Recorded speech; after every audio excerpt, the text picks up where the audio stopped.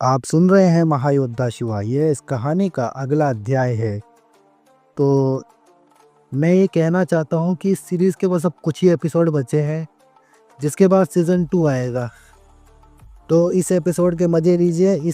अगले एपिसोड का टारगेट रखते हैं 100 लाइक का। अगर 100 लाइक पूरे हो जाते हैं तो नेक्स्ट एपिसोड जल्दी आ जाएगा। जय हिंद, वंदे मातरम। आप सुन रहे हैं महायोद्धा शिवा। ये इस कहानी का अगला अध्याय है। तो जैसा कि आपने पिछली बार सुना था, गेंडा स्वामी का विवाह धूमधाम से संपन्न हो चुका था। विवाह की सभी रस्मों और उत्सवों के बाद कुछ दिन शांति से बीतते हैं। अब गेंडा स्वामी और अवंतिका एक दूसरे के साथ कुछ वक्त बिताने के लिए हिम शिखरों के पास बसे एक सुंदर और शांत स्थान पर घूमने निकल जाते हैं।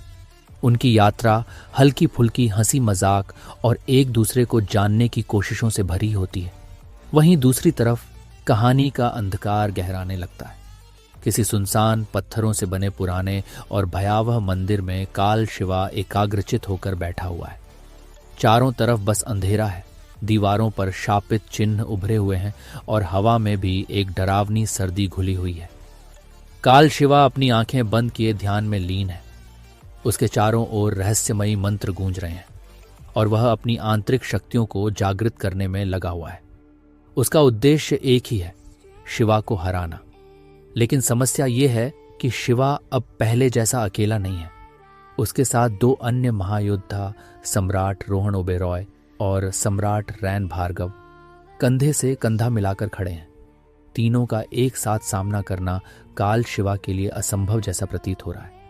वह सोचता है, अगर मैं बस अपनी शक्ति बढ़ाने का इंतजार करता रहा तो जब तक मेरी तैयारी पूरी होगी, शिवा और भी शक्तिशाली हो चुका होगा। तभी मंदिर में अचानक तेज कंपन होने लगता है। दीवारों पर जमी धूल उड़ने लगती है और एक भारी अंधकार वहां फैलने लगता है। हवा में अचानक एक अजीब सी आवाज गूंजती है, गहरी, डरावनी और मन के अंदर तक झंझना देने वाली। एक जोरदार भयानक हंसी पूरे मंदिर में गूंजती है। कैसे हो काल शिवा? काल शिवा चौंक कर आंखें खोलता है। वह चारों ओर देखने लगता है लेकिन कुछ नजर नहीं आता। वह सावधानी से पूछता है, कौन हो तुम और यहां किस लिए आए हो? तभी उस काले धुएं में से एक आकृति बनती है, एक आत्मा, जिसकी उपस्थिति से पूरा मंदिर कांप उठता है। उसकी आंखें आग की तरह चमक रही थीं और उसके चारों ओर अंधकार की लहरें घूम रही थीं। वह आत्मा आगे बढ़कर हंसते हुए कहती है, मैं वो हूं जिससे बुराई की शुरुआत हुई। मैं ही अंधकार का स्रोत हूं। मैं ही इस कलयुग का परम सत्य हूं। मैं हूं कली। ये सुनकर काल शिवा सन्न रह जाता है। उसकी आंखें हैरानी से खुली रह जाती हैं। उसे सामने वो शक्ति नजर आती है जिसकी तुलना में वह खुद भी कुछ नहीं लगता। कली पुरुष, कलयुग का राजा, अंधकार का सम्राट, अधर्म का जन्मदाता अब उसके सामने खड़ा है। उसकी उपस्थिति ही इतनी शक्तिशाली थी कि काल शिवा का सारा ध्यान और क्रोध कुछ क्षणों के लिए रुक गया। काल शिवा धीरे से पूछता है, आप यहां क्यों आए हैं कली पुरुष? कली मुस्कुराते हुए कहता है, क्योंकि तुम में वह आग है जो इस युग को बदल सकती है। लेकिन तुम्हें मेरी मदद की जरूरत है। मैं तुम्हें शिवा को हराने में सहायता करूंगा, लेकिन उसके बदले तुम्हें वही करना होगा जो मैं कहूं। काल शिवा थोड़ी देर चुप रहता है। उसकी आंखों में अब लाल चमक उभर रही थी। उसके मन में एक द्वंद्व था, क्या वो अपनी महत्वाकांक्षा के लिए कली पुरुष का अनुयायी बन जाए? लेकिन फिर उसकी आंखों के सामने शिवा की विजयी मुस्कान घूम जाती है और वह निर्णय लेता है। उसकी आंखों में अब सिर्फ एक लक्ष्य है, शिवा को हराना, किसी भी कीमत पर। तभी कली गंभीर स्वर में कहता है, अगर हम सीधे युद्ध में उतरते हैं तो सम्राट रैन भार्गव के सामने हम 2 पल भी नहीं टिक पाएंगे। वह अकेला ही हमारी हर योजना को भांप सकता है और हमारे अस्तित्व को चुनौती दे सकता है। इसलिए हमें छाया में रहकर वार करना होगा, एक ऐसी रणनीति जो उनके साम्राज्य की जड़ों को हिला दे। कली धीमे कदमों से काल शिवा के पास आता है और फुसफुसाते हुए कहता है, हमें शिवा के सबसे प्रिय व्यक्ति को अगवा करना होगा ताकि हम उसकी मानसिक स्थिति को तोड़ सकें और उसे अपनी चाल में फंसा सकें। अगर हम उसे यहाँ इस अंधकार मंदिर तक लाने में कामयाब हो जाते हैं तो वही हमारी जीत की शुरुआत होगी। ये सुनकर काल शिवा कुछ पल सोचता है और फिर उत्तर देता है, शिवा की पत्नी भैरवी वही एकमात्र है जो शिवा को अपने कर्तव्य से भटका सकती है, उसे यहाँ खींच लाने के लिए मजबूर कर सकती है। लेकिन उसके पास माता पार्वती का आशीर्वाद है, और वह भी किसी युद्ध देवी से कम नहीं। उसे हराना आसान नहीं होगा। कली की आंखें चमकने लगती हैं। वह आसमान की ओर हाथ उठाता है और एक जटिल मंत्र पढ़ता है। उसकी हथेलियों के बीच एक काले धुएं की लपट उठती है और उसमें से एक खंजर प्रकट होता है, कांपता हुआ, जीवित सा। उसकी नोक से काली ऊर्जा की बूंदें टपकती हैं। कली उसे काल शिवा की ओर बढ़ाकर कहता है, यह है मायावी खंजर। यह उस शक्ति से बना है जो देवताओं के मंत्रों से परे है।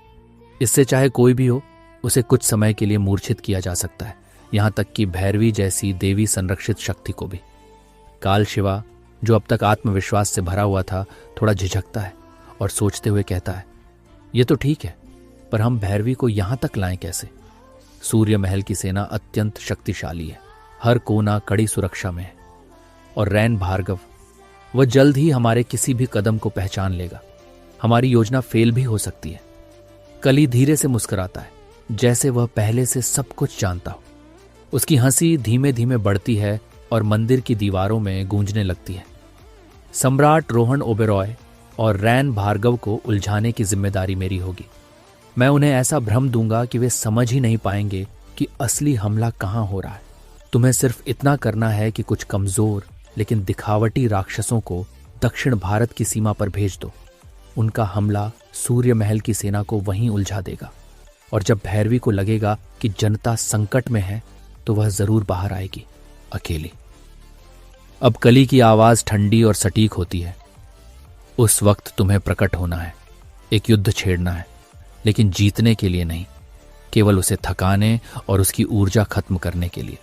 और जब वह पूरी तरह कमजोर हो जाए, तभी इस मायावी खंजर का वार करना है। वह मूर्छित हो जाएगी और तब हम उसे इस अंधकार मंदिर में लाकर कैद कर लेंगे। और शिवा, वह खुद तुम्हारे पास आएगा। यह सुनकर काल शिवा एक जोरदार भयावह हंसी हंसता है, ऐसी हंसी जो पाताल लोक के तमस को भी कंपा दे। उसके चेहरे पी पर घातक संतोष झलकता है, मानो उसे किसी योजना की सफलता का पूरा विश्वास हो गया हो। और तभी कोपल पीपी बिना किसी संकेत या आवाज के कली वहां से रहस्यमय ढंग से गायब हो जाता है, जैसे वह वहां कभी था ही नहीं। इसके तुरंत बाद काल शिवा अपने दोनों हाथ आकाश की ओर उठाता है और पाताल लोक की गहराइयों में स्थित नरक द्वार की ओर ध्यान केंद्रित करता है। उसकी आंखें अग्नि सी जलने लगती हैं और वह एक प्राचीन राक्षसी मंत्र का उच्चारण करता है। पाताल के अंधकारमय गलियारों से भयानक राक्षसों की भीड़ जाग उठती है। ये कोई साधारण राक्षस नहीं थे, बल्कि पाताल के रक्त पिपासु योद्धा थे, जिन्हें युद्ध और विनाश के लिए ही बनाया गया था।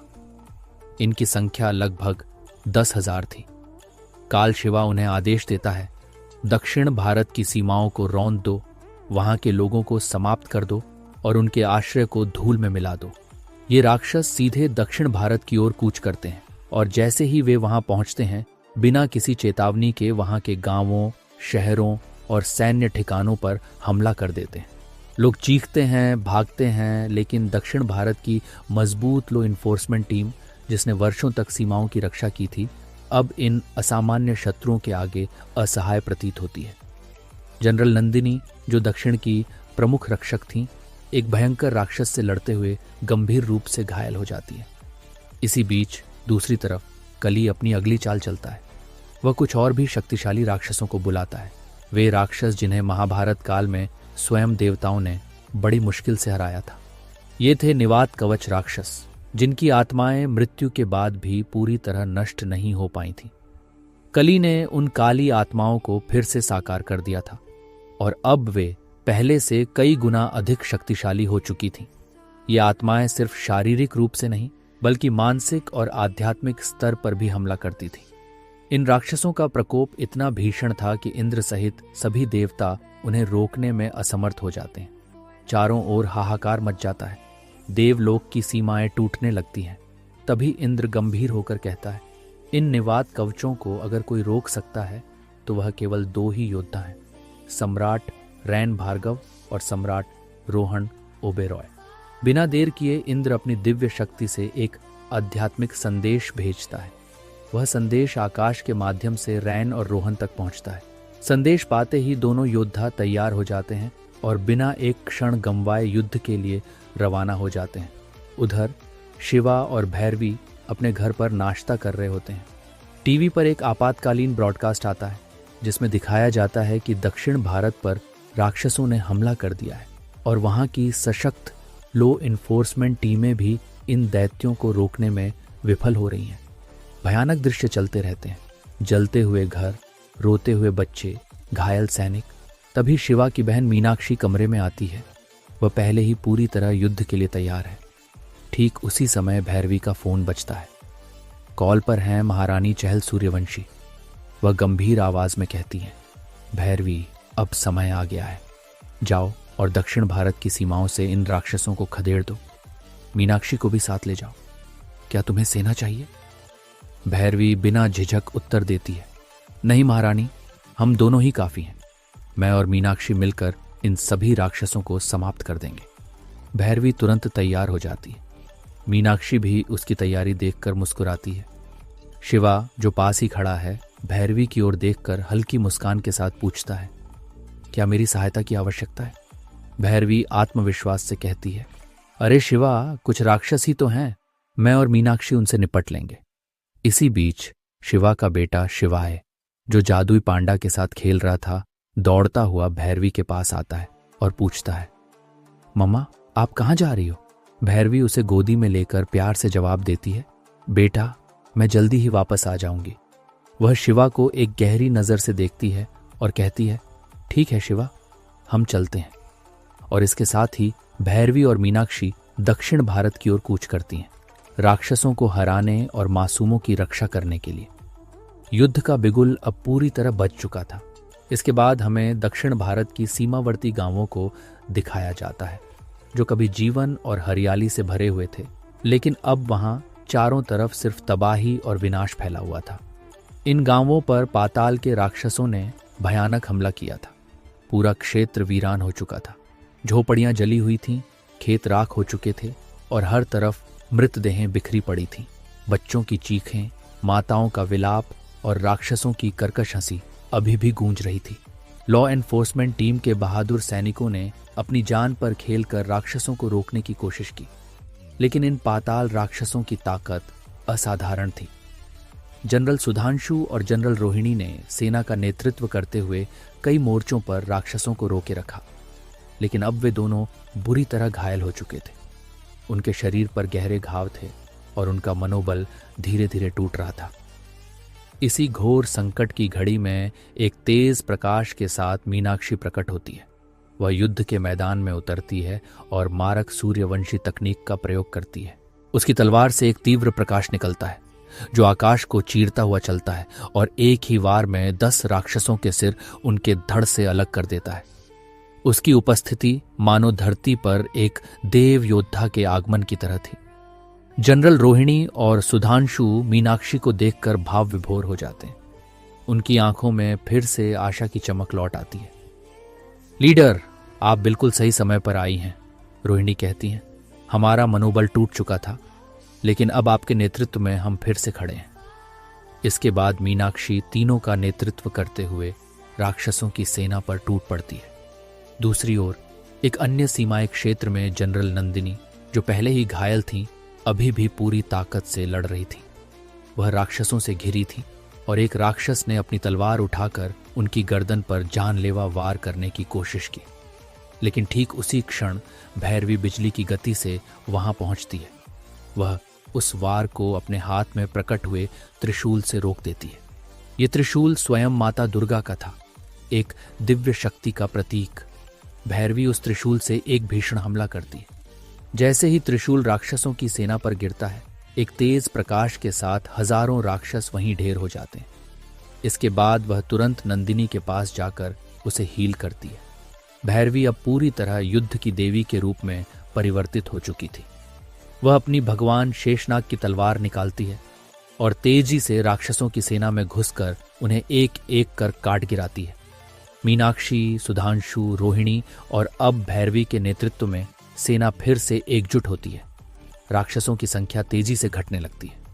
एक लंबा और खूनी युद्ध चलता है। अंततः मैदान पर एक भी राक्षस जीवित नहीं बचता।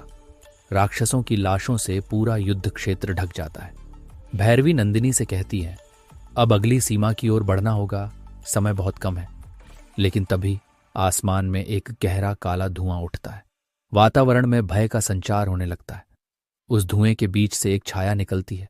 वह और कोई नहीं बल्कि काल शिवा था। उसके प्रकट होते ही हवा भारी हो जाती है, पेड़ झुकने लगते हैं और जमीन कांपने लगती है। उसके शरीर से निकलता अंधकार भयावह था, मानो विनाश स्वयं धरती पर उतर आया हो। नंदिनी उसे देखकर खुश होकर कहती है, अब तो शिवा आ चुके हैं, ये युद्ध अब जल्द खत्म होगा। लेकिन भैरवी की आंखों में चिंता थी। वह कहती है, नहीं नंदिनी, यह शिवा नहीं है, यह काल शिवा है, एक दुष्ट, पापी और विनाशकारी शक्ति। यह सुनते ही काल शिवा एक रहस्यमयी मुस्कान के साथ कहता है, अरे मेरी प्यारी भैरवी, तो तुम मेरे बारे में ऐसा सोचती हो? तभी भैरवी तीव्र स्वर में कहती है, तुम कभी नहीं सुधरोगे काल शिवा। लगता है पिछली बार की मार तुम भूल चुके हो। उसकी आंखों में रोष था, पर आवाज में संयम भी। यह सुनकर काल शिवा मुस्कुराता है और गहरी रहस्यमयी आवाज में कहता है, तुमसे हारना भी मेरे लिए प्रेम की बात है। काल शिवा की इस बात से भैरवी और अधिक क्रोधित हो जाती है। उसकी सांसें तेज हो जाती हैं, परंतु वह स्वयं को संयमित रखती है। वह एक आयामी, अत्यंत दुर्लभ ऊर्जा संदेश भेजने का प्रयास करती है, जिससे वह किसी अन्य शक्तिशाली योद्धा को सहायता हेतु बुला सके। लेकिन तभी काल शिवा जोर से हंसते हुए कहता है, यह जगह मेरे बनाए अत्यधिक शक्तिशाली ऊर्जा जाल से घिरी हुई है। भैरवी, तुम यहां किसी को भी आध्यात्मिक अथवा आयामी संदेश नहीं भेज सकती हो। यह सुनकर भैरवी की भौहें तन जाती हैं। उसकी आंखों में चिंता की एक हल्की सी झलक आती है, पर अगले ही पल वह मुस्कुराकर आत्मविश्वास से कहती है, लगता है तुम्हारा अंत मेरे ही हाथों लिखा है काल शिवा। काल शिवा उसकी आंखों में गहराई से देखते हुए कहता है, तुम्हारे लिए तो मैं 100 बार मरने को तैयार हूं। यह कहते ही भैरवी बिना समय गवाए माता दुर्गा का दिव्य त्रिशूल निकालती है और एक प्रचंड हमला करती है, जिसे रोकने के लिए काल शिवा नरक क्षेत्र के अत्यंत रहस्यमय और विनाशकारी काल शस्त्र का प्रयोग करता है। जैसे ही दोनों अस्त्र एक दूसरे से टकराते हैं, एक भयानक ऊर्जा विस्फोट होता है। यह विस्फोट इतना तीव्र होता है कि आसपास की चट्टानें हिलने लगती हैं, धरती कंपायमान हो उठती है और दोनों अस्त्र निष्क्रिय हो जाते हैं। इस अप्रत्याशित टकराव के बाद भैरवी अपनी भगवान शेषनाग की दिव्य तलवार निकालती है और तीव्र गति से काल शिवा की ओर हमला करती है। काल शिवा भी पीछे नहीं हटता। वह अपने अंधकार से एक तलवार बनाता है जो गहरी काली धुंध से बनी होती है। फिर आरंभ होता है दोनों के बीच एक महासंग्राम। हर वार में वे अपनी संपूर्ण शक्ति लगा रहे थे, परंतु काल शिवा की काली तलवार शेषनाग की दिव्यता से बनी तलवार के सामने टिक नहीं पा रही थी। ये देख काल शिवा कुछ कदम पीछे हटता है और अपनी अंधकार शक्ति को और विशाल बना लेता है। उसकी आंखें चमक उठती हैं, वातावरण गहराता है। भैरवी यह देखती है और अपने हाथ में एक दिव्य धनुष प्रकट करती है। वह सत्य कीर्ति अस्त्र का आह्वान करती है, जो सत्य, धर्म और उजाले की शक्ति से बना होता है। जैसे ही वह अस्त्र काल शिवा के अंधकार से टकराता है, एक आकाशगामी रोशनी की लहर फूटती है, जो सारी काली शक्तियों को नष्ट कर देती है और आकाश में एक बार फिर उजाला फैल जाता है। प्रकाश की वापसी के साथ ही भैरवी तेजी से आगे बढ़ती है और भगवान शेषनाग की तलवार को काल शिवा के सीने में गाड़ देती है। तलवार की दिव्यता और ऊर्जा से काल शिवा की समस्त शक्ति पल भर में नष्ट होने लगती है। लेकिन तभी अपनी अंतिम ऊर्जा को समेटते हुए काल शिवा पाप पुंज का प्रयोग करता है, एक ऐसा प्राचीन अभिशप्त अस्त्र जो उसकी काली ऊर्जा को पुनर्जीवित कर देता है। इसी शक्ति के प्रभाव से वह अचानक भैरवी के सीने में कली द्वारा दिया गया खंजर घोंप देता है और भैरवी तत्काल मूर्छित हो जाती है। काल शिवा जैसे ही भैरवी को छूने की कोशिश करता है, माता पार्वती की सुरक्षा शक्ति सक्रिय हो जाती है। उसकी हथेली पर तीव्र अग्नि प्रकट होती है और जलन से वह चिल्ला उठता है। यह एक दिव्य सुरक्षा कवच था जो भैरवी को किसी भी अनधिकृत स्पर्श से बचाता था। यदि कोई उसे उसकी इच्छा के विरुद्ध छूने की कोशिश करता तो वह वहीं जलकर राख हो जाता। परंतु काल शिवा अपनी काली जादुई शक्तियों से भैरवी को हवा में उठा लेता है और उड़ते हुए वहां से ले जाने लगता है। उसी समय जनरल नंदिनी उसे रोकने का प्रयास करती है, पर काल शिवा एक ही वार में उसका सिर उसके धड़ से अलग कर देता है। उसके तुरंत बाद वहां मीनाक्षी प्रकट होती है। जब वह नंदिनी की ऐसी दशा देखती है तो उसकी आंखों से आंसू बहने लगते हैं, उसके हाथ पांव कांपने लगते हैं, उसकी आंखों में बदले की ज्वाला भड़क उठती है। उसकी दृष्टि जब काल शिवा पर पड़ती है तो वह कहती है, तुमने बहुत बड़ी गलती कर दी है, अब तुम्हारा बचना असंभव है। काल शिवा क्रोध में आकर अपनी काली ऊर्जा से एक भाला बनाता है और मीनाक्षी पर फेंकता है, पर भगवान शेषनाग का दिव्य कवच उसके चारों ओर सक्रिय हो जाता है और वह आसानी से उस हमले से बच जाती है। मीनाक्षी उसी क्षण मारक सूर्यवंशी तकनीक का उपयोग करती है, एक दिव्य प्रकाश आधारित शक्ति जो असुर शक्तियों के विरुद्ध अत्यंत प्रभावी होती है। रोशनी की तीव्र किरण काल शिवा से टकराती है और उसका एक हाथ कटकर अलग हो जाता है, पर वह कुछ ही क्षण में अपनी शक्ति से वह हाथ फिर से उगा लेता है। फिर अचानक वह करता है जिसकी किसी ने कल्पना भी नहीं की थी। वह काल अमोघ अस्त्र का प्रयोग करता है जो किसी भी कवच को भेद सकता था। यह अस्त्र भगवान शेषनाग के कवच को चीरते हुए मीनाक्षी तक पहुंचता है, परंतु भगवान शेषनाग के सुरक्षा हार के कारण वह अस्त्र निष्फल हो जाता है। अब मीनाक्षी काल शिवा की ओर तेजी से बढ़ती है और उस पर एक जोरदार वार करती है, पर ठीक उसी क्षण काल शिवा अपनी तलवार उठाता है और उसे मीनाक्षी के सीने में घोंप देता है। फिर वह मीनाक्षी को पास की दीवार से लटका देता है और कहता है, कह देना अपने भाई से कि अगर वह अपनी पत्नी को बचाना चाहता है तो मुझसे यानी काल शिवा से अंधकार के मंदिर में आकर मिले। यह कहकर वह वहां से गायब हो जाता है। उसके जाने के बाद मीनाक्षी अपनी छाती से तलवार निकालती है, गहरी सांस लेती है, अपनी शक्तियों से अपने घाव को भरती है और फिर नंदिनी को देखकर रोने लगती है। उसके चेहरे पर एक आहट होती है, दर्द, क्रोध और प्रतिशोध की आहट। तो क्या होगा आगे? जब यह बात शिवा को पता चलेगी, क्या वह भैरवी को बचा पाएगा या काल शिवा अपने मकसद में कामयाब हो जाएगा? आखिर क्यों किडनैप किया था काल शिवा ने भैरवी को, और कौन सा नया मोड़ आने वाला है इस कहानी में, जानने के लिए सुनते रहिए महायोद्धा शिवा। आप सुन रहे हैं महायोद्धा शिवा। ये इस कहानी का अगला अध्याय है। तो जैसा कि आपने पिछली बार सुना था, काल शिवा जनरल नंदिनी को मौत के घाट उतार देता है और मीनाक्षी को हराकर उसे भी तलवार से दीवार पर लटका देता है और भैरवी को अगवा कर वहां से चला जाता है। अब आगे तभी दीवार पर लटकी मीनाक्षी अपनी पूरी शक्ति समेटती है। उसका लहूलुहान शरीर कांप रहा होता है, पर वो अपनी छाती से तलवार खींच निकालती है। उसकी चीख गूंज उठती है, लेकिन वह अपने दर्द को सहती है और स्वयं को हिल करने लगती है। उसकी आंखों में आग जल रही होती है, आग बदले की, आग पश्चाताप की। घायल अवस्था में वह जमीन पर गिरती है, मगर रेंगते हुए जनरल नंदिनी के मृत शरीर के पास पहुंचती है। उसका सिर और धड़ अलग अलग दिशा में पड़ा होता है। मीनाक्षी का दिल चीर जाता है, उसकी आंखों से आंसुओं की धार बहती है। आज वह न तो अपनी भाभी भैरवी को बचा पाई और न ही अपनी साथी जनरल नंदिनी को। दक्षिण भारत की लॉ इन्फोर्समेंट टीम की लीडर होते हुए ये उसकी सबसे बड़ी विफलता थी। वो वहीं घुटनों के बल बैठ जाती है। तभी जनरल सुधांशु और जनरल रोहिणी दौड़ते हुए आते हैं।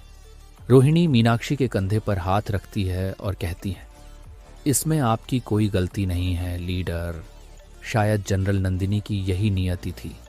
जनरल सुधांशु भावुक होकर सिर झुकाते हैं और कहते हैं, हम उसे वापस नहीं ला सकते, लेकिन उसके बलिदान को व्यर्थ नहीं जाने देंगे। जनरल रोहिणी मोबाइल निकालती है और कांपते हाथों से दिल्ली हेडक्वार्टर कॉल करती है। फोन दूसरी तरफ मीनाक्षी मौर्य उठाती है। जैसे ही वो जनरल नंदिनी की मौत की खबर सुनती है, उसका चेहरा पीला पड़ जाता है, उसके हाथ कांपते हैं और फोन गिरते गिरते बजता है। वह गुस्से में दांत पीसते हुए चीखती है, ये क्या हो गया? तुरंत वह आचार्य योगमाया को फोन लगाती है। जैसे ही योगमाया फोन उठाती है, मीनाक्षी मौर्य की आवाज कांपती है, योगमाया, हमें जल्द से जल्द दक्षिण भारत की सीमा पर पहुंचना होगा, वहां बहुत बुरा हुआ है। योगमाया चिंतित होकर पूछती है, क्या हुआ? मीनाक्षी मौर्य अपने दुख को दबाते हुए कहती है, जनरल नंदिनी मारी गई। ये सुनते ही आचार्य योगमाया के हाथ से उनका फोन छूट जाता है। वो स्तब्ध रह जाती है। उसके होंठ कांपते हैं, आंखें नम हो जाती हैं, क्योंकि उसने न केवल अपनी सबसे विश्वसनीय जनरल को खोया था, बल्कि एक बहन को, एक परछाई को। जनरल नंदिनी उसके लिए सिर्फ एक अधिकारी नहीं थी, वो उसका परिवार थी। आचार्य योगमाया जैसे ही यह समाचार सुनती हैं कि उनकी सबसे विश्वसनीय जनरल नंदिनी मारी जा चुकी हैं, उनका हृदय मानो टूट जाता है। वे बिना एक पल गंवाए दक्षिण भारत के लिए निकल पड़ती हैं। दूसरी ओर मीनाक्षी मौर्य भी, जो न केवल एक उच्च अधिकारी हैं, बल्कि भारत की सुरक्षा संरचना का एक सशक्त स्तंभ भी है, अपने विश्वास पात्र सैनिकों के साथ तुरंत दक्षिण की ओर प्रस्थान करती हैं। उनके चेहरों पर गंभीरता और भीतर जलता हुआ क्रोध साफ देखा जा सकता है। जब उनका काफिला दक्षिण भारत की सीमा में प्रवेश करता है तो चारों तरफ का दृश्य देखकर सभी की रूह कांप उठती है। मृत पाताल राक्षसों की गंधाते शव, जलते हुए मकानों की राख और 26 लॉ एनफोर्समेंट सैनिकों की लाशें जो बहादुरी से लड़ी थी लेकिन अंततः बलिदान हो गई थी। सैनिकों की आंखें अब भी खुली थीं, मानो उनके भीतर न्याय की पुकार अब भी जीवित थी। योगमाया और मीनाक्षी मौर्य दोनों अपने अश्रुपूरित नेत्रों से यह सब देखती हैं और मौन रहकर अपने कदम आगे बढ़ाती हैं। वे एक छोटे से गांव में पहुंचती हैं जहां झोपड़ियां जली हुई थीं और हर ओर विनाश के चिन्ह थे। तभी मीनाक्षी की दृष्टि एक घायल लड़की पर पड़ती है जो दीवार के सहारे बेसुध पड़ी थी। वह थी मीनाक्षी। उसके सीने से खून बह रहा था, शरीर कांप रहा था और आंखें अधखुली थीं। मीनाक्षी मौर्य तुरंत दौड़ती है और उसका उपचार शुरू करती है। उनके साथ आए वैद्य ऊर्जा से युक्त औषधियों का प्रयोग करते हैं, जिससे कुछ ही समय में मीनाक्षी की सांसें सामान्य होने लगती हैं। उधर योगमाया धीमे धीमे जनरल नंदिनी के शव की ओर बढ़ती है। नंदिनी का शरीर शांत मुद्रा में पड़ा था, परंतु उसका चेहरा अब भी वीरता से दमक रहा था। योगमाया धीरे से तिरंगा निकालती है और अत्यंत श्रद्धा से उसके शरीर को लपेटती है और उनका मन अंदर से टूटता चला जाता है। उनके लिए नंदिनी केवल एक जनरल नहीं, बल्कि एक छोटी बहन के समान थी, जिसे उन्होंने अपने हाथों से प्रशिक्षित किया था। इस बीच होश में आते ही मीनाक्षी कांपती आवाज में मीनाक्षी मौर्य को वह भयावह घटना बताती है। कैसे काल शिवा अचानक प्रकट हुआ, कैसे उसने जनरल नंदिनी पर क्रूरता से वार किया और उसकी हत्या कर दी, और किस तरह उसने भैरवी को घायल करके अगवा कर लिया। यह सब सुनते ही मीनाक्षी मौर्य की आंखों से आंसू निकल पड़ते हैं, लेकिन वह उन्हें पोंछकर दांत भींचते हुए एक ही वाक्य कहती है, अब वह एक क्षण भी जीवित नहीं रहेगा। मैं काल शिवा का अंत करूंगी, चाहे इसके लिए मुझे स्वयं मृत्यु का वरण क्यों न करना पड़े। उसी समय योग माया पीछे से आती है और शांत स्वर में कहती है, हम युद्ध नहीं चाहते थे, लेकिन लगता है अब युद्ध ही हमारा धर्म बन चुका है। मीनाक्षी मौर्य और उनके साथ आए जनरल सुधांशु, जनरल रोहिणी और अन्य सैनिक युद्ध भूमि में गिरे हर शहीद के शव को सम्मान पूर्वक उठाते हैं और पूरे विधि विधान के साथ उनका अंतिम संस्कार करते हैं। जब लपटें उठती हैं और ध्वनि बजाई जाती है, तब सब एक साथ खड़े होकर सलामी देते हैं। हर एक आंख में आंसू होते हैं, लेकिन वही आंसू अब प्रतिशोध की ज्वाला बन चुके थे। तभी दूसरी ओर शिवा अपने बेटे शिवाय के साथ घर के लॉन में खेल रहा था। शिवाय खिलखिलाकर हंस रहा था और शिवा भी उसके साथ पूरी तरह लीन था, लेकिन बार बार उसकी निगाह घड़ी की ओर जा रही थी। सूरज ढलने लगा था और वातावरण में हल्की सी बेचैनी सी छा गई थी। शिवा ने एक बार फिर समय देखा और चिंतित होते हुए कहा, मीनाक्षी और भैरवी अभी तक नहीं आए। इतना वक्त हो गया मिशन पर गए हुए। अचानक उसने मोबाइल उठाया और मीनाक्षी को कॉल लगाया। उधर मिशन स्थल पर मीनाक्षी थकी और टूट चुकी खड़ी थी। जैसे ही उसकी नजर फोन स्क्रीन पर गई और भैया लिखा देखा, उसका दिल कांप उठा।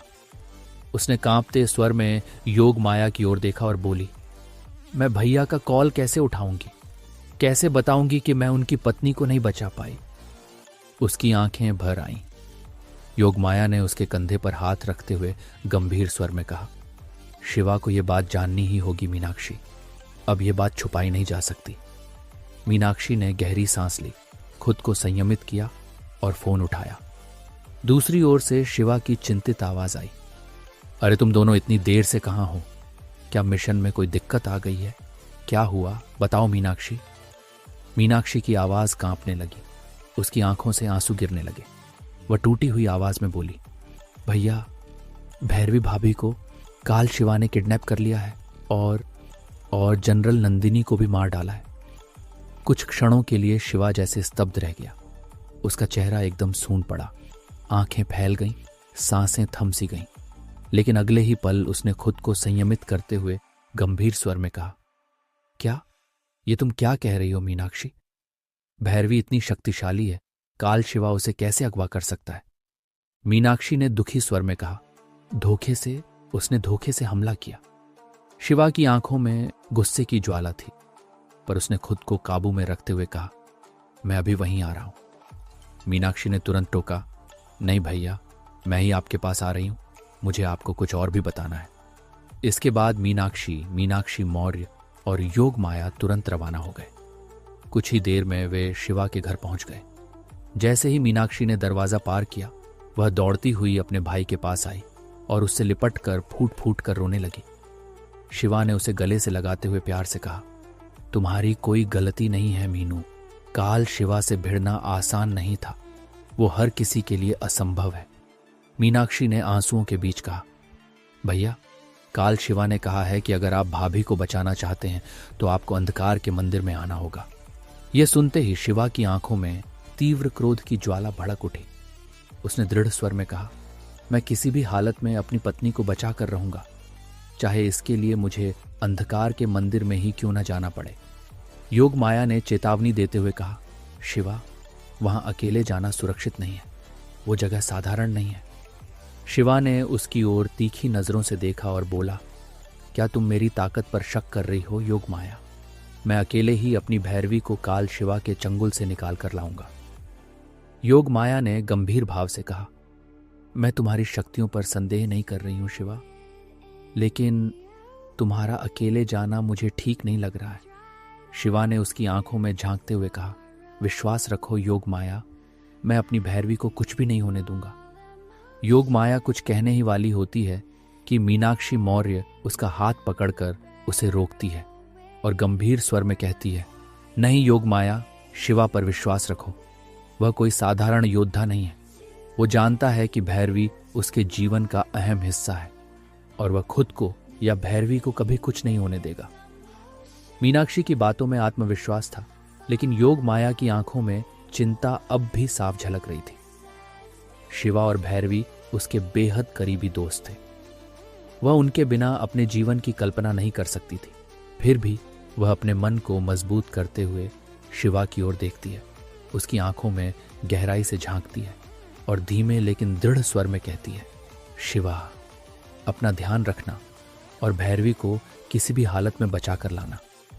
शिवा योग माया का हाथ पकड़ता है, उसकी आंखों में विश्वास भरते हुए कहता है, मैं उसे कुछ नहीं होने दूंगा योग माया, ये मेरा वादा है। दूसरी ओर अंधकार से घिरे एक रहस्यमयी मंदिर में काल शिवा एक विशाल चट्टान पर बैठा था। उसके सामने गगनचुंबी ऊंचाई पर भैरवी को अंधकार की जंजीरों में जकड़कर लटका रखा गया था।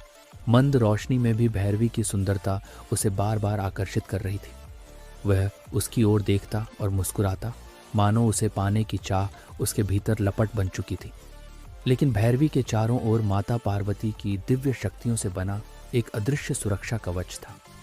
जैसे ही काल शिवा उसे छूने का प्रयास करता, वह कवच तुरंत सक्रिय हो जाता और उसकी ऊर्जा काल शिवा के पूरे शरीर को जलाने लगती।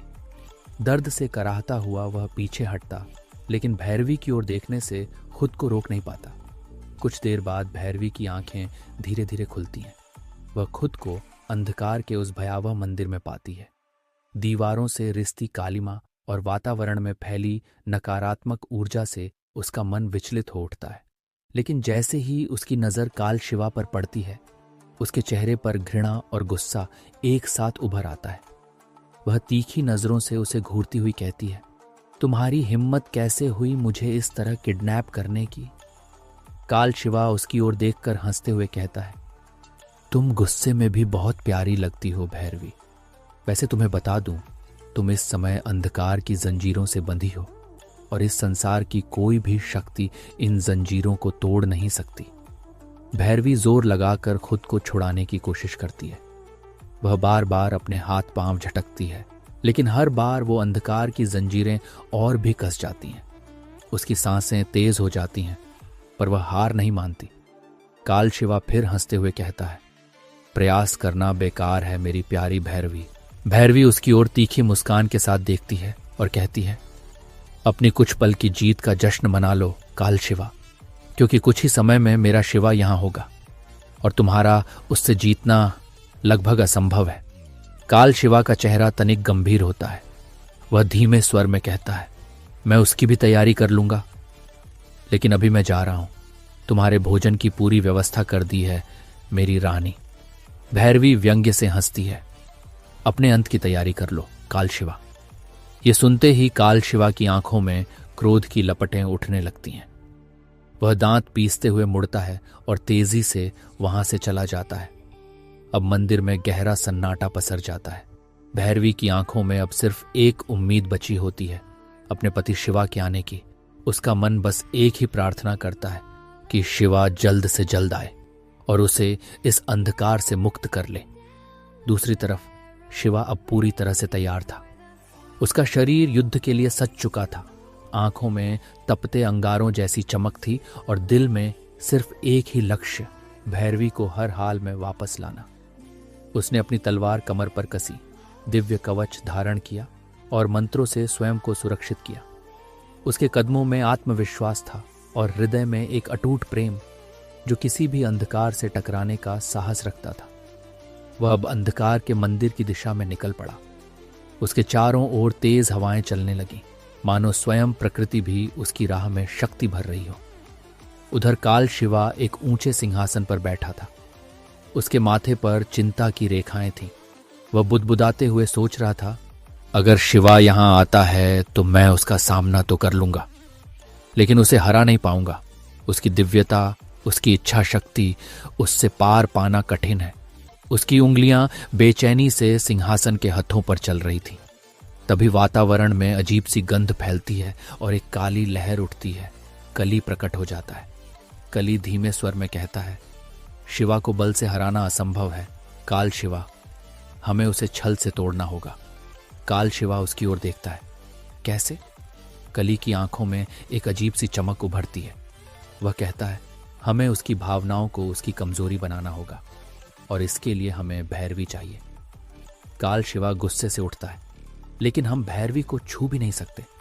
उस पर माता पार्वती का आशीर्वाद है। जैसे ही मैं उसके पास जाता हूं, उसका कवच मुझे जलाने लगता है। कली शांत रहता है, लेकिन उसकी मुस्कान और गहरी हो जाती है। वह कहता है, हमें भैरवी जैसी एक और महिला बनानी होगी जो हूबहू वैसी दिखे, वैसा ही बोले, वैसा ही चले और उसकी सुगंध भी वैसी हो। यह कहकर कली अपने हाथों को हवा में लहराता है। काले धुएं की लहरें उठती हैं जो धीरे धीरे एक नारी रूप में बदल जाती हैं। उसकी आंखें, उसकी त्वचा, उसकी चाल, सब कुछ बिल्कुल भैरवी जैसा था। उसकी उपस्थिति इतनी यथार्थ थी कि एक पल को काल शिवा की आंखें भी चौंधिया जाती हैं। वह हैरानी से कहता है, ये कैसे संभव है? इसकी सुगंध तक भैरवी जैसी है और इसके शरीर से कोई भी नकारात्मक ऊर्जा नहीं निकल रही। शिवा इसे पहचान नहीं पाएगा। कली गर्व से कहता है, यही हमारा जाल है। ये नकली भैरवी शिवा को भ्रमित करेगी, उसे उसकी सच्चाई से अलग करेगी और फिर जब वह पूरी तरह असहाय हो जाएगा, तब वह एक चमकता हुआ खंजर हवा में उठाता है। इस मारक शक्ति से शिवा का अंत कर देगी। काल शिवा उस खंजर को नकली भैरवी को थमाता है। उसकी आंखों में अब भय नहीं, सिर्फ विजय की ललक थी। उसी समय दूसरी ओर शिवा अंधकार के मंदिर के पास पहुंच चुका था। वह थमता नहीं, डरता नहीं, बस एक ही नाम उसके होंठों पर था, भैरवी। इसके बाद शिवा अंधकार के मंदिर में प्रवेश करता है। जैसे ही वह भीतर कदम रखता है, एक सिहरन सी उसकी रीढ़ में दौड़ जाती है। मंदिर की दीवारें प्राचीन, काली और खून के छींटों से सनी हुई थीं। हर ओर से धीमी, भयानक मंत्र ध्वनि गूंज रही थी, जैसे कोई उसे भीतर बुला रहा हो, फुसला रहा हो। हवा में एक अजीब सी घुटन थी, जो किसी सामान्य मनुष्य को पागल बना सकती थी। लेकिन शिवा की आंखों में केवल एक ही लक्ष्य चमक रहा था, न्याय। उसकी उपस्थिति से सकारात्मक ऊर्जा चारों ओर फैलने लगी। जैसे जैसे वह भीतर बढ़ता गया, वहां की काली शक्ति कमजोर पड़ती गई। मंदिर के राक्षस योद्धा उस पर टूट पड़े, कुछ पंखों वाले, कुछ अर्ध मानव, अर्ध जंतु, और कुछ तो केवल धुएं और हड्डियों से बने हुए थे। लेकिन शिवा हर एक को अपने दिव्य अस्त्रों, तेज गति और मंत्र विद्या से परास्त करता गया। उसकी चाल में आत्मविश्वास था और वार में निर्दयता, क्योंकि वह जानता था कि ये राक्षस केवल विध्वंस और पीड़ा के लिए बने हैं। मंदिर के भीतर एक ऊंचे कक्ष में पहुंचते ही उसकी दृष्टि एक भयावह दृश्य पर पड़ी। एक पत्थर के स्तंभ से भैरवी लटकी हुई थी। उसकी कलाइयां लहूलुहान थीं, उसके वस्त्र फटे हुए थे और शरीर पर गहरे घाव थे। उसके चारों ओर कई राक्षस काले धुएं में लिपटे खड़े थे, जैसे उसकी पीड़ा से आनंद ले रहे हों। शिवा की आंखों में लपटें उठने लगीं। वह गरज उठा और बिजली की तरह उन राक्षसों पर टूट पड़ा। उसका हर वार उनमें से एक को धूल में मिला देता। कुछ ही पल में वहां केवल शिवा और भैरवी रह जाते हैं। लेकिन तभी अंधकार में से एक छाया उठती है, काल शिवा। वह शिवा की तरह दिखता था, लेकिन उसकी आंखों में करुणा नहीं, केवल अंधकार था। उसके चारों ओर कालिक लपटें उठ रही थीं। शिवा ने उसे देखते ही क्रोधित होकर ललकारा। दोनों के बीच भीषण युद्ध छिड़ गया। काल शिवा अपने घातक काले मंत्रों, धुएं से बने अस्त्रों और मानसिक भ्रमों से शिवा पर लगातार आक्रमण करता रहा। लेकिन शिवा हर बार उसे टालता गया। उसकी दिव्यता हर अंधेरे को काट रही थी। मंदिर थरथराने लगा, शिखर दरकने लगे और शक्तियों की टक्कर से आकाश बिजली से भर गया। परंतु जैसे जैसे युद्ध चलता गया, शिवा का ध्यान बार बार भैरवी की ओर जाता। उसका शरीर तड़प रहा था और वह हर बार धीमी आवाज में शिवा को पुकार रही थी। यह देखकर शिवा का मन विचलित होने लगा। उसके वार धीमे पड़ने लगे। वह जानता था युद्ध तभी जीता जा सकता है जब उसका मन स्थिर हो। लेकिन इस समय उसकी प्रिय पीड़ा में थी। तभी शिवा ने निर्णय लिया। उसने कहा, अब इस युद्ध को समाप्त करना होगा। वह भार्गव अस्त्र का आवाहन करता है। आकाश चीरता हुआ एक दिव्य प्रकाश प्रकट होता है और हजारों दिव्यास्त्र उसकी ऊर्जा से उत्पन्न होते हैं। वे एक साथ काल शिवा की ओर झपटते हैं। काल शिवा उन्हें अपनी काली ऊर्जा से रोकने का प्रयास करता है, लेकिन हर दिव्यास्त्र उसके रक्षा कवच को चीरता हुआ उसे घायल करने लगता है। तभी अचानक भैरवी की चीख गूंजती है। उसका शरीर जलने लगता है, उसकी त्वचा फटने लगती है और आंखें दर्द से भर जाती हैं। काल शिवा हंसते हुए कहता है, अगर भैरवी को बचाना चाहते हो तो अपनी सारी शक्तियां मुझे दे दो। शिवा स्तब्ध रह जाता है। भैरवी बार बार कह रही थी, शिवा मुझे बचा लो। उसके हर शब्द शिवा के हृदय को चीर रहे थे। काफी देर तक वह भीतर संघर्ष करता रहा। एक तरफ धर्म और युद्ध की जीत, दूसरी ओर प्रेम और ममता। अंततः वह अपनी शक्तियां छोड़ने का निर्णय करता है। वह अपने भीतर की ऊर्जा को एक दिव्य गोले में समाहित करता है और उसे काल शिवा की ओर बढ़ा देता है। काल शिवा अट्टहास करते हुए उन शक्तियों को पकड़ता है और उन्हें अपने भीतर समाहित करने का प्रयास करता है। लेकिन जैसे ही वह उन्हें ग्रहण करने लगता है, एक झटका उसे पीछे फेंक देता है। उसकी आंखें फटने लगती हैं, शरीर से धुआं निकलने लगता है। वह चिल्लाता है, नहीं, यह कैसे संभव है? शिवा शांत स्वर में कहता है, मेरी शक्तियों पर शेषनाग का दिव्य कवच है, उन्हें केवल मैं ही धारण कर सकता हूं। काल शिवा समझ जाता है कि वह हार गया है। वह भैरवी को आजाद कर देता है। भैरवी रोते हुए शिवा की ओर दौड़ती है और उससे लिपट जाती है। शिवा भी उसे कसकर गले लगा लेता है। लेकिन तभी शिवा के चेहरे पर एक संदेह की रेखा उभरती है। वह अचानक रुक जाता है और कहता है, तुम भैरवी नहीं हो, कौन हो तुम? भैरवी की आंखों में पल भर के लिए चौंकाहट आती है। फिर वह ठंडी मुस्कान के साथ खंजर निकालती है और शिवा के सीने में गहरे घोंप देती है। शिवा का मुंह खून से भर जाता है। उसकी आंखें अधखुली हो जाती हैं और वह धीरे धीरे घुटनों के बल गिरता है। उसकी चेतना डगमगाने लगती है और फिर सब कुछ काला पड़ जाता है। तो क्या यही है महायोद्धा शिवा का अंत? क्या अब उसे बचाया जा सकता है, या क्या ये उसकी अंतिम घड़ी है? जब यह भयंकर सत्य सम्राट रैन भार्गव तक पहुंचेगा कि उनके प्रिय शिष्य का ऐसा भयंकर हाल हो चुका है, तो क्या होगा? क्या फिर से धरती पर उतरेगा भगवान परशुराम का प्रचंड फरसा, जिसने कई बार बुराई का अंत किया है? एक विनाशकारी तूफान उठने वाला है जो हर रुकावट को चीरते हुए अपनी राह बनाएगा। कैसी भीषण तबाही आने वाली है, जानने के लिए सुनते रहिए महायोद्धा शिवा।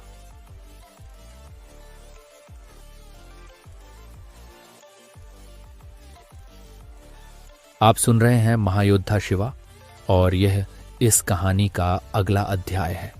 नकली भैरवी ने शिवा पर मारक शक्ति खंजर से अचानक हमला कर दिया था। खंजर उसके सीने में गहराई तक ढसा और उसकी आंखों की चमक बुझने लगी। शिवा लड़खड़ाते हुए जमीन पर गिर पड़ा। उसकी सांसें धीमी हो रही थीं। एक महानायक मृत्यु की कगार पर था।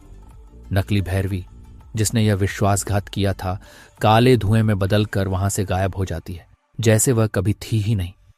अब वहां सिर्फ शिवा का शांत शरीर पड़ा था और तभी वहां प्रवेश करता है काल शिवा। उसकी चाल में गर्व और आंखों में जीत की चमक थी। वह शिवा के शव के पास आता है, झुकता है और कहता है, शिवा, अंत में तू भी हार गया। वह एक ठंडी हंसी हंसता है और फिर उसके शरीर को उठाकर कंधे पर रखता है। अब मैं इस मृत शरीर को दिखाकर भैरवी की शक्ति को भी जीत सकता हूं। उसके कदम अब उस जगह की ओर बढ़ते हैं जहां भैरवी कैद है। दृश्य बदलता है। एक ठंडी अंधकारमय कोठरी जहां दीवारें भी सिसक रही हैं। वहां बैठी है भैरवी, अंधकार की जंजीरों में बंधी हुई, लेकिन उसकी आंखों में अब भी उम्मीद की हल्की सी चमक है। वह जानती है उसका शिवा जरूर आएगा। तभी भारी दरवाजा खुलता है और अंदर प्रवेश करता है काल शिवा। उसके चेहरे पर कुटिल मुस्कान है। भैरवी, वह कहता है, मैं तुम्हारे लिए एक तोहफा लाया हूं। लेकिन भैरवी उसकी ओर देखती तक नहीं। तभी वह एक निर्जीव शरीर को घसीटते हुए अंदर लाता है और जमीन पर पटक देता है। भैरवी की दृष्टि उस ओर जाती है और वह वहीं स्तब्ध खड़ी रह जाती है। वह कांपती है, फिर धीरे धीरे आगे बढ़ती है। जैसे ही उसका चेहरा साफ दिखाई देता है, वह चीख पड़ती है, नहीं शिवा! यह कोई सामान्य चीख नहीं थी। यह एक देवी का क्रंदन था, एक पत्नी की आत्मा का टूटना, एक ब्रह्मांड को झकझोर देने वाला क्षण। भैरवी की चीख इतनी भयानक थी कि अंधकार मंदिर की दीवारें कांप उठती हैं। उसकी जंजीरें टूटने लगती हैं और फिर चकनाचूर होकर गिर जाती हैं। उसकी आंखों में अब आंसू नहीं, ज्वालाएं थीं। जैसे ही वह जमीन पर उतरती है, उसके चारों ओर दिव्य ऊर्जा प्रवाहित होने लगती है। पलक झपकते ही वहां प्रकट होती हैं युद्ध की 5 देवियां, 64 योगिनियां, 18 यक्षिणियां, अष्टकाल भैरव, वीरभद्र और 11 रुद्र। ये भैरवी का अष्ट नवदुर्गा रूप था। उसका शरीर दिव्य तेज से दमक रहा था। उसकी आंखों से विद्युत निकल रही थी। उसके हाथों में प्रकट होता है माता दुर्गा का दिव्य त्रिशूल। वह मौन थी, लेकिन उसका मौन इतना भारी था कि स्वयं काल कांप गया। काल शिवा फिर भी हार मानने को तैयार नहीं था। वह चिल्लाता है, काल शस्त्र प्रकट हो! नरक का सबसे घातक अस्त्र काले तूफान में लिपटा हुआ भैरवी की ओर बढ़ता है। लेकिन भैरवी सिर्फ एक दृष्टि डालती है और वह अस्त्र वहीं राख बनकर गिर जाता है। अब वह काल शिवा के सामने प्रकट होती है, एक क्रोधित महासागर की तरह। वह एक ही छलांग में उसके पास पहुंचती है और अपने विशाल चरण से उसके सीने पर जोरदार प्रहार करती है। काल शिवा दीवार से टकराता है। दीवार टूटकर चकनाचूर हो जाती है और उसके मुंह से रक्त बहने लगता है। लेकिन फिर भी वह अपनी बची हुई शक्ति को एकत्रित करता है। उसकी सांसें भारी हो रही थी, शरीर बुरी तरह घायल था, लेकिन उसका पापमय आत्मबल अब भी जीवित था। वह आंखें बंद करता है और एक विकराल मंत्र का उच्चारण करता है। उस मंत्र के प्रभाव से उसके शरीर से एक भयंकर काली लपट उठती है। यह पाप पुंज था, उसके भीतर जमा समस्त अधर्म और अंधकार की शक्ति का केंद्र। वह उस पाप पुंज को अपने शरीर से बाहर निकालता है और फिर दोनों हाथ आकाश की ओर फैलाकर ब्रह्मांड की समस्त काली, नकारात्मक, राक्षसी, तामसिक शक्तियों को अपने भीतर समाहित करने लगता है। आकाश काला पड़ने लगता है, विद्युत चमकने लगती है और चारों दिशाएं थर्रा उठती हैं। अब काल शिवा का रूप सामान्य नहीं रहा। वह विकराल, भयावह और अनियंत्रित हो गया था। उसकी त्वचा पर काले बिजली जैसे चिह्न उभर आए थे और उसकी आंखें अंगारों की तरह जलने लगी थी। इसके बाद वह अपनी नर्क अंगूठी को ऊपर उठाता है। यह अंगूठी जो पाताल की गहराइयों में दबी दानवी शक्तियों को नियंत्रित करती थी, अब जागृत हो चुकी थी। एक गहरी गुर्राहट के साथ वह अंगूठी चमकती है और उसके भीतर से लाखों पाताल दानव बाहर निकलते हैं। ये दानव नरक के जन्मजात योद्धा थे, जिनके शरीर अस्थियों से बने थे, जिनकी आंखों से झर टपक रहा था और जिनकी जीभें खून की प्यासी थीं। वे अंधकार के मंदिर की दीवारों को लांघते हुए युद्ध भूमि की ओर दौड़ते हैं। दूसरी ओर भैरवी, जो अब भी अष्ट नवदुर्गा के विकराल रूप में थीं, अपने साथ आई समस्त दिव्य शक्तियों को युद्ध के लिए संकेत देती है। युद्ध की 5 देवियां, 64 योगिनियां, 18 यक्षिणियां, अष्टकाल भैरव, वीरभद्र और 11 रुद्र एक साथ युद्ध मुद्रा में खड़े हो जाते हैं। उनका तेज इतना अधिक था कि मंदिर की दीवारें स्वर्ण रंग में चमकने लगती हैं। जैसे ही दोनों पक्ष आमने सामने होते हैं, भयंकर युद्ध छिड़ जाता है। तलवारों की टकराहट, मंत्रों की गूंज, अस्त्रों की मारक शक्ति, हर एक पल महाप्रलय का अनुभव कराता है। अब पाप और पुण्य, अधर्म और धर्म, मृत्यु और जीवन सीधे एक दूसरे के सामने थे। भैरवी अपने गगनभेदी स्वर में गरजती है, आज मैं तुम्हारा नामो निशान इस ब्रह्मांड से मिटा दूंगी, काल शिवा।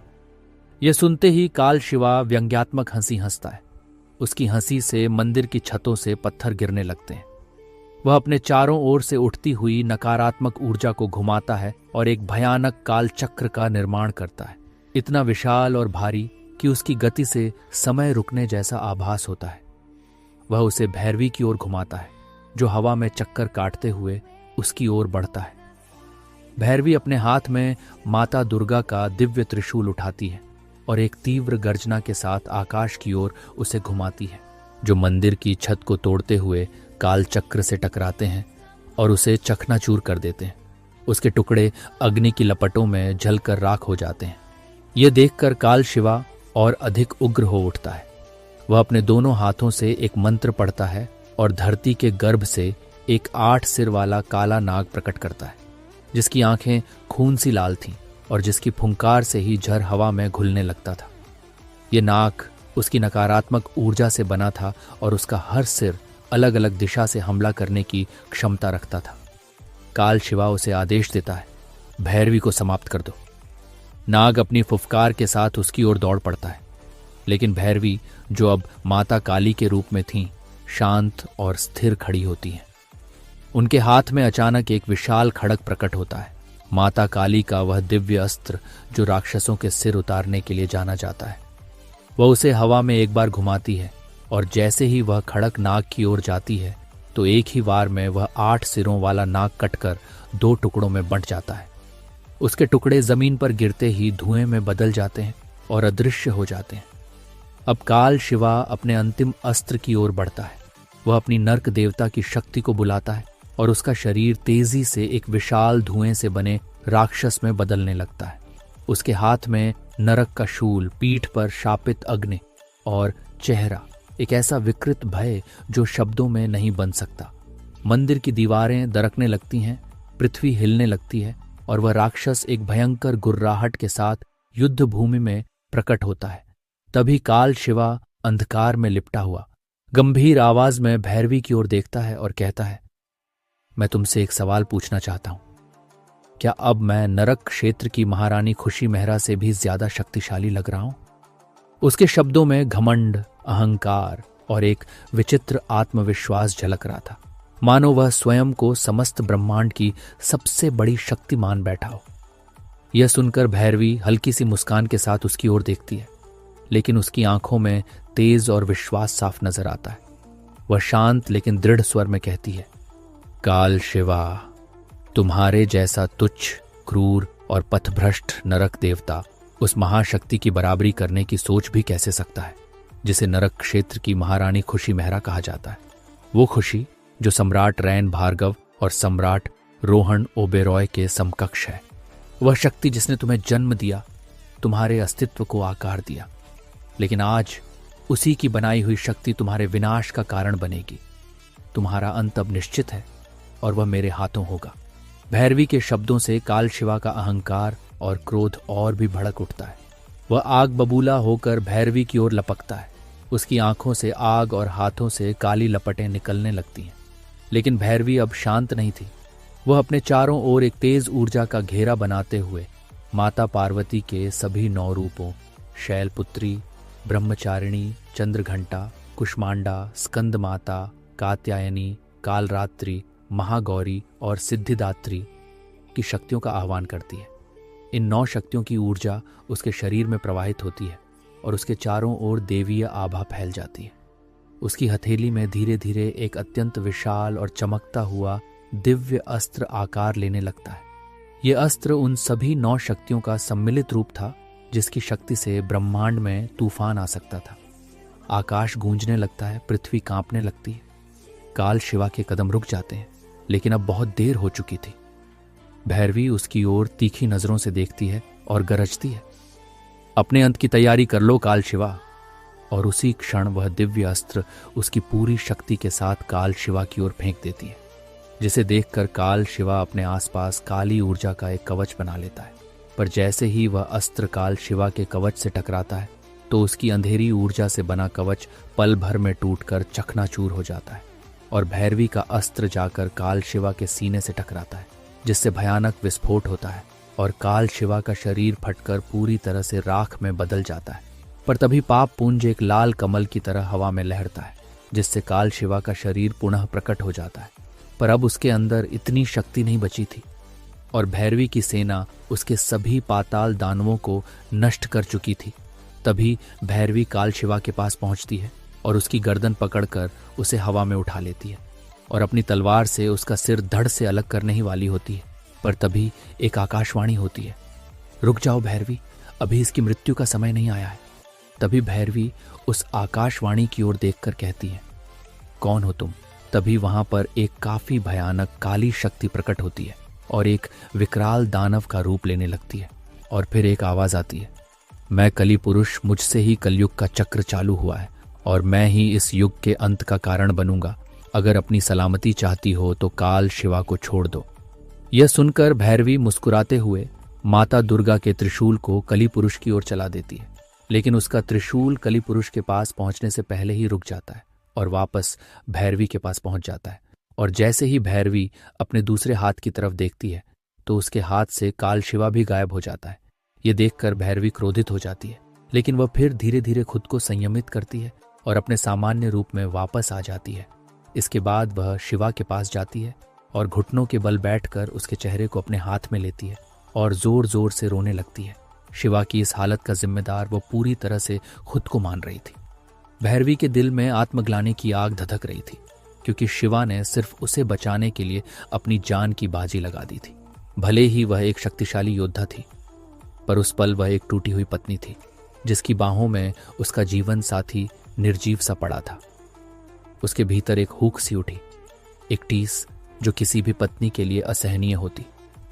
उसने कांपते हुए अपने जीवन साथी का चेहरा थामा, वह चेहरा जो कभी मुस्कुराता था, जो उसे निहारते हुए ढेरों वादे करता था, आज शांत पड़ा था। भैरवी धीरे धीरे शिवा को अपनी गोद में उठाती है। उसके हाथ कांप रहे थे, पर उसने शिवा को पूरी श्रद्धा, पूरे स्नेह और पूरी शक्ति से थामा। जैसे वह खुद को टूटने से रोक रही थी, उसी तरह वह शिवा को भी समेटे हुए थी, मानो कह रही हो, मैं तुम्हें कभी गिरने नहीं दूंगी। मंदिर के बाहर कदम रखते ही उसने शिवा की शक्तियों के गोले को अपने पास रख लिया, एक चमकता हुआ शक्ति बिंदु जिसके भीतर शिवा की संपूर्ण शक्ति, उसका अस्तित्व समाया हुआ था। वह जानती थी कि यह केवल शक्ति नहीं बल्कि शिवा की आत्मा का प्रतीक है, और जब तक वह उसके पास है शिवा के लौटने की संभावना बची है। उसके बाद वह एक लंबा रास्ता तय करती है। रास्ता केवल भौतिक नहीं था, वह हर कदम के साथ अपने भीतर के दर्द, पछतावे, क्रोध और प्रेम से भी लड़ रही थी।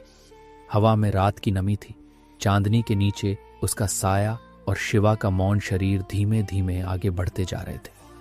हर एक कदम के साथ वह शिवा से वादा कर रही थी कि वह उसे वापस लाएगी, चाहे कुछ भी हो जाए।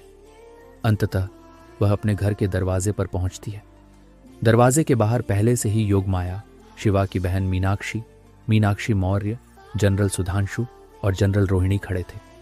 जैसे ही सभी की नजरें भैरवी पर पड़ी, एक पल को सब ठिठक गए। उसकी हालत बुरी थी और उसकी गोद में बेसुध पड़ा शिवा। उस दृश्य ने सबके दिल को चीर कर रख दिया। सभी चौंक गए और तुरंत दौड़ते हुए भैरवी के पास पहुंचे। शिवा का ऐसा रूप, निर्जीव, शांत, निस्तेज, किसी ने कभी सोचा भी नहीं था। वह शिवा जिसे सर्वशक्तिमान कहा जाता था, जिसने न जाने कितने युद्धों में विजय पाई थी, आज अपनी पत्नी की गोद में बेसुध पड़ा था। ये दृश्य सभी के पैरों तले जमीन खिसका देने वाला था। योगमाया और शिवा की बहन मीनाक्षी दौड़कर उनके पास आती हैं। मीनाक्षी, जिसने हमेशा अपने भाई को अजेय और अडिग देखा था, उसकी ऐसी हालत देखकर टूट जाती है। उसकी आंखों से आंसुओं का सैलाब फूट पड़ता है। वह भाई जिसके बलिदानों की कहानियां कही जाती थीं, आज खुद मौत के दरवाजे पर था। योगमाया की आंखों में चिंता और गुस्से का मिला जुला तूफान उमड़ रहा था।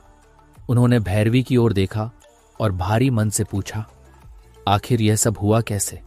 भैरवी कुछ कहने ही वाली थी कि उसकी आंखें घूमने लगीं। उसकी शक्ति क्षीण हो रही थी। उसने सारी ऊर्जा शिवा को बचाने में झोंक दी थी और उसी थकावट के भार तले वह चक्कर खाकर गिर गई। यह देख मीनाक्षी मौर्य तुरंत उसके पास पहुंची और भैरवी की नब्ज टटोलने लगी। उन्होंने आश्वासन देते हुए कहा, घबराने की बात नहीं है। इसने अपनी शक्तियों का अत्यधिक प्रयोग किया है, इसलिए बेहोश हो गई है। पर उनकी चिंता भैरवी से ज्यादा शिवा को लेकर थी। वह शिवा के पास पहुंची और उसके शरीर की स्थिति को जांचने लगी। माथे पर चिंता की गहरी रेखाएं उभर आईं। मैं शिवा की स्थिति को समझ नहीं पा रही हूं, उन्होंने धीमे और चिंतित स्वर में कहा। उसका शरीर और आत्मा दोनों अमर हैं, फिर भी वह इस दशा में कैसे पहुंच गया? और जिस चीज से उस पर हमला हुआ है, उसकी ऊर्जा और प्रकृति इतनी भयानक है कि मैंने वैसी कोई शक्ति आज तक महसूस नहीं की। एक पल रुककर उन्होंने और गंभीर होते हुए कहा, अब इसका जवाब केवल रैन भार्गव ही दे सकते हैं। हमें तुरंत शिवा और भैरवी को सूर्य महल ले जाना होगा। यह सुनकर शिवा की बहन मीनाक्षी तुरंत आगे आई और बोली, आप दोनों जाइए, मुझे शिवाय का ख्याल रखना है। अगर उसे पता चला कि उसके माता पिता की ये हालत है तो वह टूट जाएगा। वह अभी सिर्फ 6 साल का है। योगमाया ने उसकी बात सुनकर सहमति में सिर हिलाया। तुम सही कह रही हो, शिवाय को अभी कुछ नहीं पता चलना चाहिए, उन्होंने कहा। और फिर वह और मीनाक्षी मौर्य शिवा और भैरवी को लेकर सूर्य महल की ओर निकल पड़ी। दूसरी ओर देवलोक में सम्राट रैन भार्गव और सम्राट रोहन ओबेरॉय ने मिलकर निवात कवच राक्षसों को हराकर विजय प्राप्त कर ली थी। देवराज इंद्र ने दोनों का आभार जताया और उन्हें धन्यवाद दिया। पर तभी रैन भार्गव का चेहरा गंभीर हो गया। उसकी आंखों में बेचैनी थी। उसने अचानक कहा, हमें तुरंत धरती पर चलना होगा। रोहन ने चौंक कर पूछा, क्या हुआ? रैन ने धीमी लेकिन दृढ़ आवाज में जवाब दिया, कोई बहुत बड़ा संकट आ गया है, मुझे महसूस हो रहा है। उनके शब्दों में भय और बेचैनी दोनों थे और बिना एक पल गंवाए दोनों धरती की ओर चल पड़े। रैन भार्गव के मन में अब सिर्फ एक नाम गूंज रहा था, शिवा। दूसरी तरफ जैसे ही योगमाया और मीनाक्षी मौर्य शिवा और भैरवी को लेकर सूर्य महल के द्वार पर पहुंचती हैं, सूर्य महल के सैनिक उन्हें देखकर तुरंत सजग हो जाते हैं। उन्हें यह समझने में देर नहीं लगती कि स्थिति सामान्य नहीं है। सैनिक दौड़कर आगे बढ़ते हैं, दोनों को सम्मान पूर्वक प्रणाम करते हैं और फिर शिवा और भैरवी को अत्यंत सावधानी से 2 अलग अलग पालकियों में लेटाकर महल के भीतर बने उच्चतम चिकित्सा सुविधा वाले मेडिकल वार्ड में ले जाते हैं। पालकियों को रास्ते में देखकर महल के कई अधिकारी और दासियां भी स्तब्ध रह जाती हैं, क्योंकि उन्होंने कभी शिवा को इस अवस्था में नहीं देखा था, शांत, निष्क्रिय और घायल। भैरवी की स्थिति भी कमजोर थी, मानो उसने अपने प्राणों की सारी ऊर्जा किसी और के जीवन को बचाने में लगा दी हो। मेडिकल वार्ड में दोनों को अलग अलग शैय्याओं पर लिटाया जाता है। वहां पहले से मौजूद वैद्यगण, हर्बलिस्ट और ऊर्जा चिकित्सा में निपुण योगाचार्य तुरंत उपचार में लग जाते हैं। शिवा की नब्ज, चेतना और ऊर्जा प्रवाह की जांच की जाती है। वहीं भैरवी के शरीर की थकावट और ऊर्जा ह्रास को लेकर तुरंत ऊर्जा संचार की प्रक्रिया शुरू होती है। माहौल गंभीर था और हर पल कीमती। इस बीच योगमाया और मीनाक्षी मौर्य एक दूसरे को देखती हैं और बिना समय गंवाए महारानी चहल सूर्यवंशी से मिलने के लिए उनके निजी कक्ष की ओर बढ़ती हैं। जैसे ही दोनों रानी के कक्ष में प्रवेश करती हैं, चहल एक पुस्तक पढ़ रही होती है। दोनों को देखकर वह मुस्कुराते हुए कहती हैं, अरे तुम दोनों अचानक यहाँ कैसे आना हुआ? उनकी मुस्कान में आत्मीयता थी, लेकिन यह मुस्कान पल भर में फीकी पड़ जाती है जब उनकी नज़र योगमाया और मीनाक्षी मौर्य के चेहरों की गंभीरता पर जाती है। उनके चेहरे की उदासी और आंखों में चिंता इतनी स्पष्ट थी कि महारानी चहल का मन भी बेचैन हो उठता है। वह धीरे से अपनी किताब बंद करती है और गंभीर स्वर में पूछती हैं, क्या हुआ? तुम दोनों का चेहरा क्यों इतना उतरा हुआ है? योगमाया, जो कई युद्धों की विजेता और धैर्य की मिसाल रही है, इस बार बोलने से पहले कुछ पल चुप रहीं। फिर भारी मन और रुंधे गले से उन्होंने पूरी घटना चहल को सुना दी। कैसे भैरवी मिशन के दौरान काल शिवा के चंगुल में फंस गई, कैसे शिवा ने उसे ढूंढा और उसके प्राण बचाने के प्रयास में अपनी पूरी शक्ति दांव पर लगा दी, और अब दोनों की स्थिति नाजुक है। हर शब्द के साथ चहल का चेहरा और भी गंभीर होता गया। जैसे जैसे सच्चाई उनके सामने आती गई, उनकी आंखों से भी आंसू बहने लगे। उन्होंने अपना सिर झुका लिया और गहरे अपराधबोध से बोली, इस सब की जिम्मेदारी मेरी है। मैंने जल्दबाजी की। बिना समुचित जांच और विश्लेषण के मैंने भैरवी और मीनाक्षी को उस खतरनाक मिशन पर भेज दिया। मेरी गलती थी। अगर मैंने सतर्कता दिखाई होती तो आज भैरवी काल शिवा के हाथ न लगती और शिवा को इस स्थिति में पहुंचने की नौबत न आती। उनकी आवाज कांपने लगी। शिवा को इस दशा में देखने के लिए मैं खुद को कभी माफ नहीं कर पाऊंगी। जैसे ही चहल सूर्यवंशी ने अपराध बोध से सिर झुकाया और यह स्वीकार किया कि भैरवी और शिवा की इस दशा के लिए वह स्वयं को दोषी मानती हैं, तभी पीछे से एक गूंजती हुई आवाज आई, तुम्हारी इसमें कोई गलती नहीं थी चहल। यह आवाज सम्राट रोहन ओबेरॉय की थी। वे धीरे धीरे आगे आए और चहल के पास खड़े होकर शांत स्वर में बोले, तुमने तो उन्हें साधारण राक्षस ही समझा था। वो जिनसे भैरवी और मीनाक्षी पहले कई बार भिड़ चुकी थीं और हर बार उन्हें पराजित भी कर चुकी थी। पर इस बार जो सामने आया वो कोई सामान्य शत्रु नहीं था।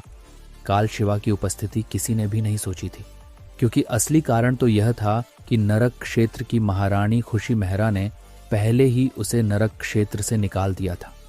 यह सब इत्तेफाक नहीं बल्कि नियति का खेल लग रहा था। रोहन की बात सुनकर रैन भार्गव, जो अब तक मौन थे, गंभीरता से बोले, नहीं रोहन, यह सब इत्तेफाक नहीं है। यह पूरी तरह एक सुनियोजित और गहरी साजिश है। सोचो, क्या एक ही दिन में इतनी सारी घटनाएं महज संयोग हो सकती हैं? निवात कवचों का अचानक स्वर्गलोक पर हमला करना, ठीक उसी समय पाताल राक्षसों का दक्षिण भारत पर धावा बोलना और फिर भैरवी को दक्षिण की ओर भेजना, यह सब योजनाबद्ध था। और सबसे बड़ा झटका, उसी समय काल शिवा का प्रकट होना और भैरवी को छल पूर्वक अगवा करना। इतनी परतें, इतनी सटीक टाइमिंग, ये केवल किसी एक के इशारे पर हो सकता है। चहल, रोहन और बाकी सभी के चेहरों पर गंभीरता छा जाती है। रैन आगे कहते हैं, हमें यह पता लगाना होगा कि इस पूरी साजिश के पीछे कौन है, किसने यह सब एक साथ घटित कराया, कौन सा शक्ति समूह या कौन सा दिमाग इससे लाभ उठा रहा है। फिर उन्होंने गहरी सांस ली और एक क्षण रुककर अपनी आंखें बंद कर ली, जैसे किसी दर्द को भीतर ही समेट रहे हों। लेकिन उससे पहले उन्होंने आंखें खोलते हुए कहा, हमें शिवा को बचाना होगा। वह सिर्फ हमारा योद्धा नहीं बल्कि इस युग की रक्षा की अंतिम दीवार है। और सबसे पहले मुझे अपने शिष्य की चिंता है। चलो हम तुरंत चिकित्सा कक्ष की ओर चलते हैं। तो क्या रैन भार्गव अपने शिष्य शिवा को बचा पाएंगे? क्या वे उस रहस्यमयी साजिश की जड़ तक पहुंच सकेंगे जिसने एक साथ कई मोर्चों पर विनाश की लहर फैला दी? जानने के लिए आपको सुनना होगा अगला चैप्टर।